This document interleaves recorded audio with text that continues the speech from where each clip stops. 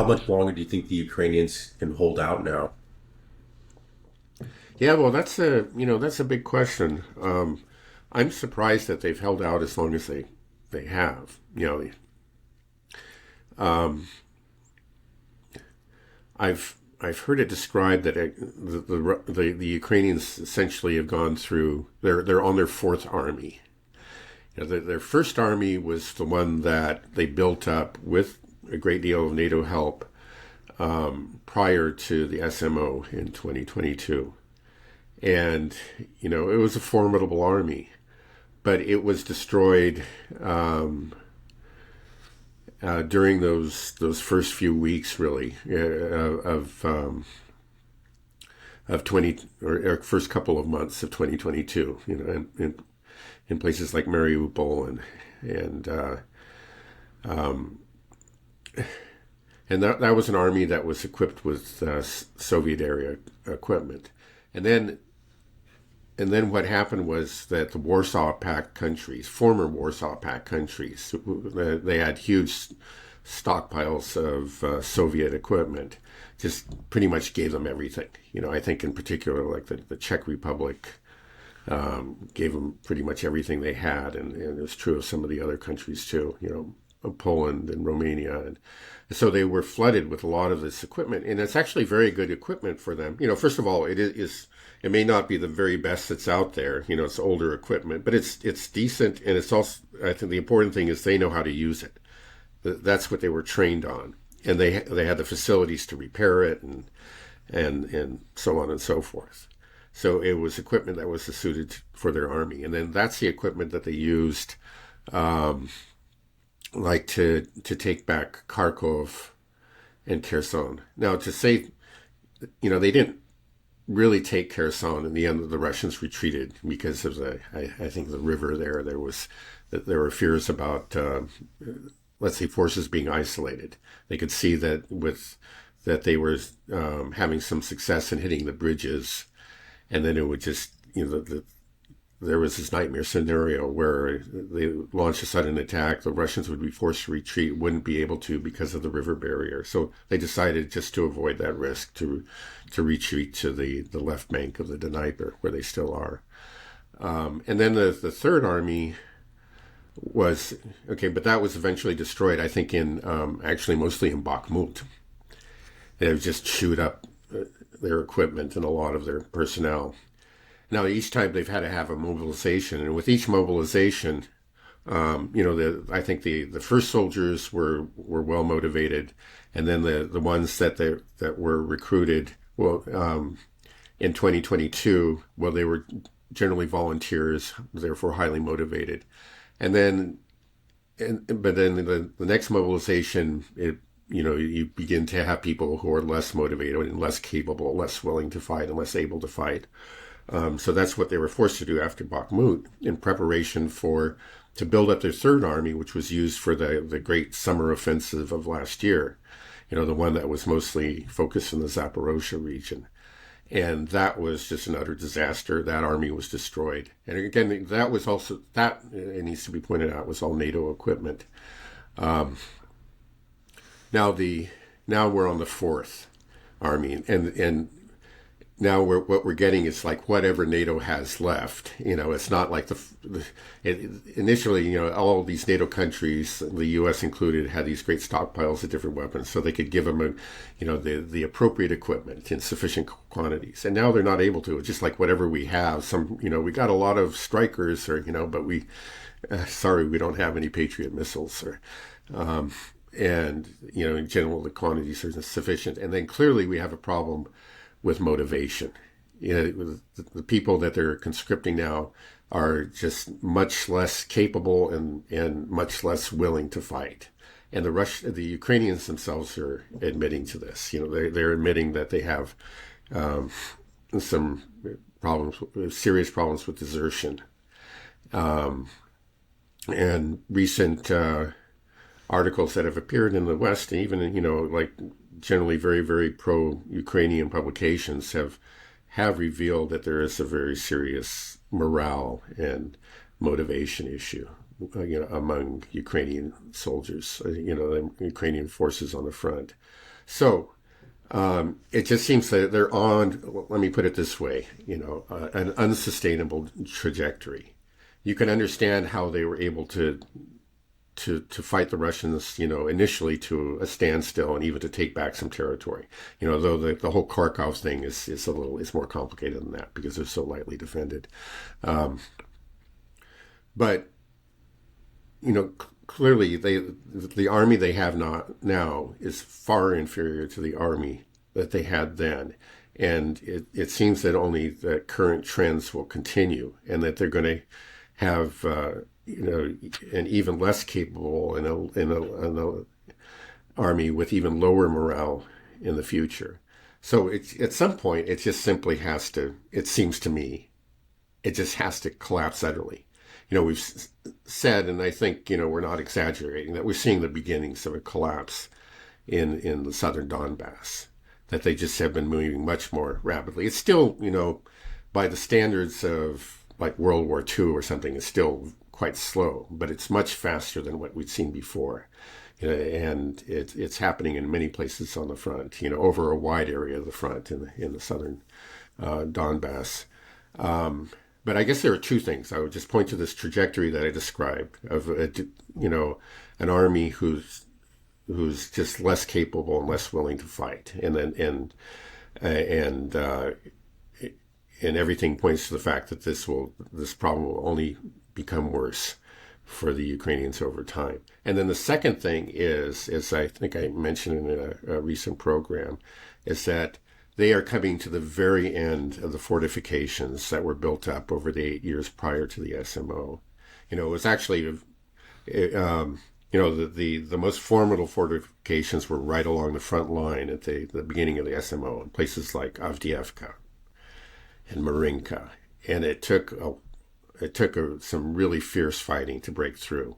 But then they did, and it's become progressively easier. But there's still quite a few lines of fortifications behind that. They had fortifications in depth all the way back to their logistical bases. And now that's where the Russians are. They're at those logistical bases. They've taken one. They take, that's Selidova. They're in the process, or they've very nearly taken the other, that's Kurakov, which is just on the southern shore of the Kurakov Reservoir. They've taken like 99% of that. So basically they've taken that.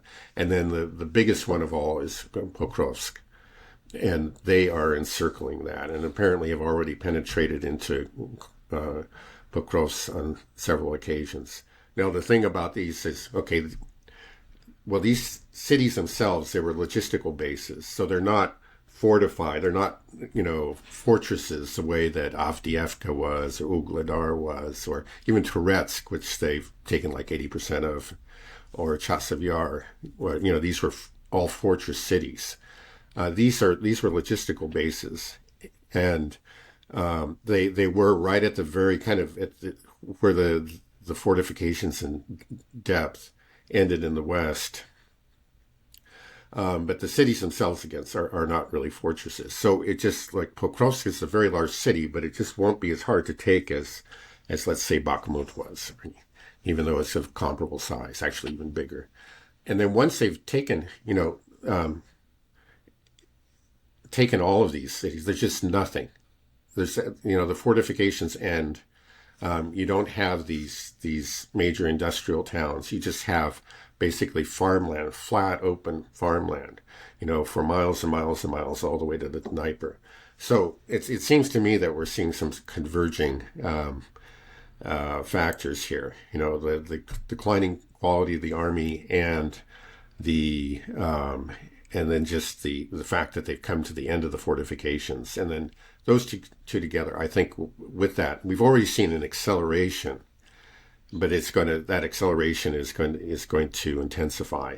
And then I think we'll see, again, not a blitzkrieg, but by the standards of this war, a very rapid movement to the Dnieper. That's what I would predict. And when that happens, what do you think the Ukraine will do? Will Zelensky just flee? I mean, are we going to try to negotiate settlements, or is this going to just come to the point where there's like a revolution almost within Ukraine, where they oust the government, they say this is it, and Yeah, unfortunately, the people just don't have power there. It's the guys with the guns. Among the guys with the guns, maybe as far as I know, that you just have it's basically the nationalists, the ultra nationalists. So I think like if Zelensky is thrown out, then it may be that the military itself just may take over. You may have Zaluzhny. That seems to be the most likely prospect. It's actually like polls show that he was well liked within the military, so he seems like the most likely alternative and most likely replacement for Zelensky. Now, Zaluzhny is an ultranationalist. He's also, but he's also more realistic. It seemed like that was one of the conflicts that he constantly had with Zelensky, is that sometimes Zaluzhny would be in favor of retreating and saying, we can't hold this place. We need to move back and build up fortifications in this more defensible location. And Zelensky never wanted to hear that. For Zelensky, you always have to go on the offensive, which is not sound military doctrine. So, that's certainly possible. We've heard rumors of it in the past. I know that Zelensky is increasingly unpopular. I mean, opinion polls show that he would lose an election. He would almost certainly lose an election if it were held in Ukraine now. But that's not the main thing. Popularity is secondary to the attitude of the military, and it may be at some point, the military would say this guy's incompetent. He's made these stupid mistakes, and we're losing because of him. We need to bring in Zaluzhny. That could very well happen. I think in the end, it would only delay the inevitable. Because again, it's just that all the trends favor the Russians. Just the facts favor the Russians. The Russians will win the war. If you had a smarter commander in chief, it'll make it more difficult for the Russians to win the war. It'll take longer, but they still will. Do you think that Russia's just going to have to march all the way into Kiev, or that this is going to be ended at the negotiating table? I mean, what do you think is more likely? I don't see. The thing is, I just don't see a sign of any willingness to negotiate among the Ukrainians. They just haven't shown that at all, and I think it's equally true for Zaluzhny. Maybe I'm wrong, but I think it's just going to be decided on the battlefield no matter what.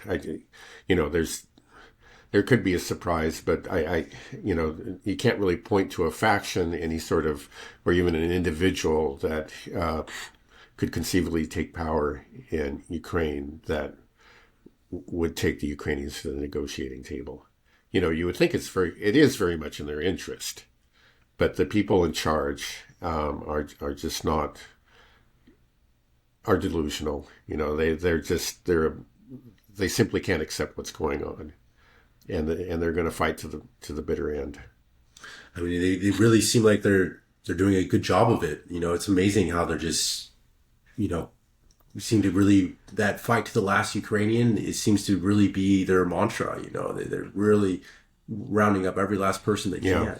No, it's terrifying. I mean, this is one thing I was thinking like earlier.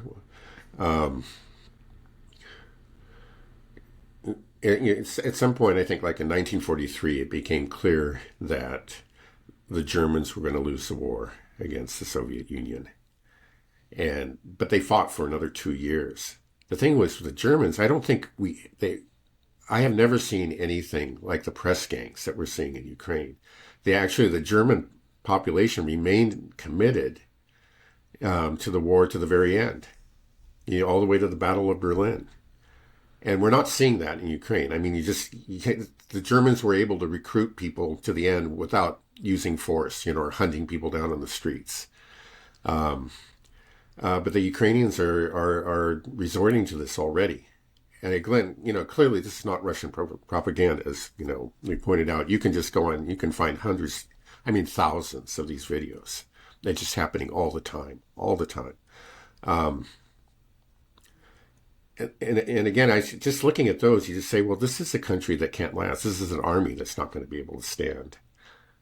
And the Germans were able to fight for 2 years, but with a committed population. And it seems clear to me that you don't have, even if people maybe in polls within Ukraine say that, they support the war or whatever, they're voting with their feet. They're swimming across the river, they're climbing, trekking across the mountains to get out of there. And then I've heard just recently there's been a huge exodus of mothers with their teenage sons because they're afraid that the mobilization age will be dropped to 18. So if you got a 17-year-old boy in the household, it's just, let's get out of here now, and that's what there's. I've heard that there are long lines at the borders, like with Poland and Romania, of just mothers with their teenage boys trying to get out of Ukraine. Are they allowed to leave? I think they are at this point legally. Again, they may crack down on it because the boys are not of, as the current law stands, they're not of military age and won't be for several years. But that, of course, that probably is going to change. The West has been pressuring them, and we've seen that's just sort of the general trend in this war. Is just those taboos, are increasingly broken. The things that you swore you never would do. Unfortunately, this is what always happens in war. You end up doing those things you swore you never would do. Right. I mean, it's hard to look at the current Ukrainian regime as anything other than evil. It doesn't seem. Yeah. And do you think that most of the population clearly has to feel that way, right? If they see press gangs, you're talking about mothers taking their boys to the border, trying to flee, everybody fleeing. So if Russia does conquer Kiev, roll into Kiev, will they be treated as, conquerors, the bad guys, or will the people of Kiev actually view them as liberators? Because that's the term that Russia uses when it captures these cities in the Donbass and Zaporozhia region. Yeah. They say we liberated this town or city. Right. Obviously, the West says we captured it. What do you think? Yeah, I don't think it's. I've generally avoided using it because it's maybe too loaded or has. But I actually don't think it's without justification. Let's say the use of that term is not without justification. Liberated, especially about the Donbass. Because the support for Russia was always so strong in those areas, and we see it. Even now, there are always a number of people that will stay in each one of these towns, and they do greet the Russian soldiers as liberators. I've seen the videos, and why did they stay? It's because they were waiting for the Russians, and. Now, when you get to Kharkov, it's a different story. Or no, not Kharkov so much, but rather Kiev. Kiev is not hardcore ultranationalist territory. It is kind of a mixed area where there, at least prior to the war, there, you had the sentiment, I guess, against Russia was not really, as intense as you found in the western part of the country. That's, it's always been hardcore. Like that's been the hotbed of ultranationalism, of Banderism, and of hatred of Russia. And Kiev has sort of been in between, is my understanding. Actually kind of linguistically and politically too, but not. I think if you look at a map, like in the elections that were held. Prior to 2014, who was it? Yanukovych, I believe, was the winner. Okay, he was the Russian-leaning candidate. Right. It was he easily won the territories in the east, like the Donbass, and in the south, like Zaporozhia and Kherson and Odessa and Nikolaev, and I think Kharkov too. Right, these are all very much Russian-leaning territories, but I think he probably lost Kiev, and it may have not been by an overwhelming margin. So it's really hard to say. I don't know. At that point, there may be kind of not a love of the Russians there, but just a secret sense of relief. Right. Yeah. It's just got to be such a nightmare for anybody Right. living in Kiev, especially if you're, like someone my age. You just got to hide in a basement or, Yeah. whatever you could do. I mean, it just Well, it seems sounds in horrifying. general, actually Kiev has been protected from the war more than any other city. The Russians in general, until this recent strike, anyway, have avoided striking it. It's not like they've avoided it entirely, but it has been the least bombed. It has, and the Kiev regime, the Zelensky government has, I think, done what they can to try to maintain at least the facade of a normal life there. Maybe just as a place, when Westerners come, they can come and feel safe and feel everything's normal, and Ukraine is doing great. So it may be that a lot of Kievans, and I don't know, it seems like in most of maybe I'm wrong, but I'm just thinking about the videos that I've seen of the press gangs in operation. I don't recall seeing one in Kiev. They seem to be in there, like they may not be actually as aggressive in Kiev.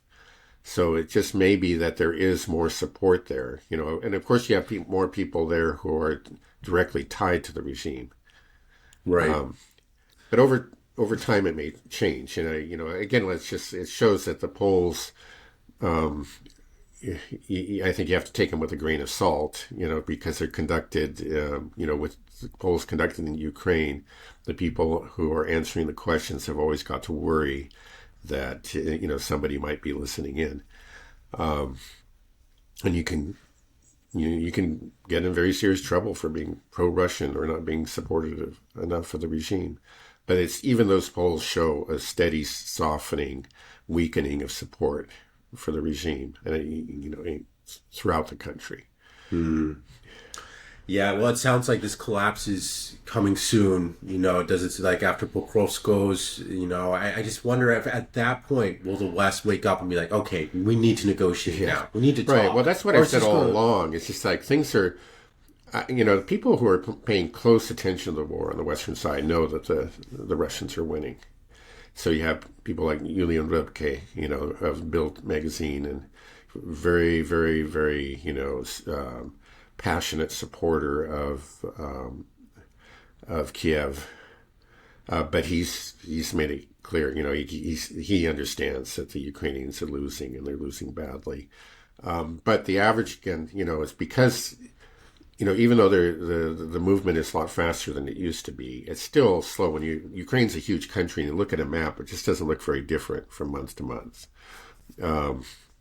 And so it's just easy. Again, the Ukrainians are masters of creating these stories about amazing Ukrainians and, idiotic, barbaric Russians. And they're still just coming out. So that, most of the West, much less so than in the past, it's kind of filtering through. And I think it may even be a majority that thinks that the Russians are going to win in like the U.S., maybe less so in some European countries.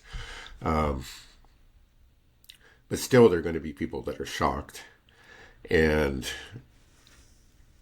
a lot of these politicians seem to think, that the Ukraine can win. They don't have any excuse, but we've talked about how they, sometimes they're the least knowledgeable people of all. It's a question. I think, when it moves fast and they go like all the way to the Dnieper, that'll be kind of a moment of truth. And I don't pretend to know how, again, like I've said, how they're going to react. Are they going to say, oh, is it going to be a sobering up moment, like a splash of cold water in the face of a drunk? Or is it going to be something that just triggers some new level of insanity? I don't know. Right. I just, because, we were talking about General Kellogg as the special envoy to go there, where, as soon as Trump is inaugurated, it just, if this collapse is happening, even General Kellogg's got to realize, like, hey, he's right. Talking all this bluster, we'll go there and, just tell the Russians this is the deal and you got to take it or else.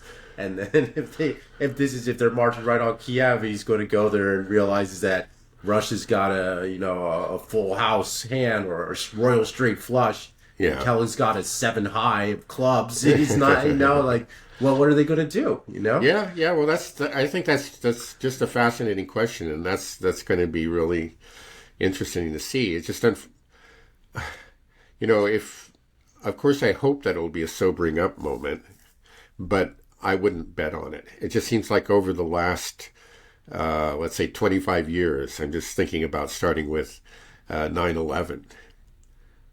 There was a hope, that, okay, this is something that will wake us up to the realities of our foreign policy and how it's causes blowback. But that's exactly what did not happen. We doubled down. We ended up just repeating all our previous mistakes on a grander scale. And I'm kind of afraid that something like that will happen in the West. It's just that the thing is, like, okay, we had the means to destroy countries like Iraq. Right, exactly. We don't have the means to defeat Russia. And so that's going to change. It's just that even if we want to, and probably these people in charge, if they could, they would, but they're not going to be able to. Right. It'll be fascinating to see what they try to do.